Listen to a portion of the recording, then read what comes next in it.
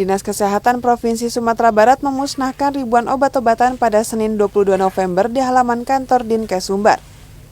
Obat-obatan tersebut merupakan obat program pemerintah untuk penderita HIV dan filariasis atau kaki gajah yang telah kadaluarsa sejak tahun 2018. Sekretaris Dinas Kesehatan Sumbar, Busril, menjelaskan obat-obatan dimusnahkan tersebut berasal dari anggaran pendapatan belanja negara dan belanja daerah. Jumlah obat-obatan yang dimusnahkan ditaksir senilai 5 miliar rupiah. Pada saat ini obat-obat yang kita musnahkan itu obat-obat yang sudah kadaluarsa. Terakhir kita memusnahkan obat itu di tahun 2018. Obat ini terdiri dari obat program dan vaksinasi. Obat ini tentu dari berbagai sumber. Ada yang bersumber dari obat APBN dan juga ada yang berasal dari APBD.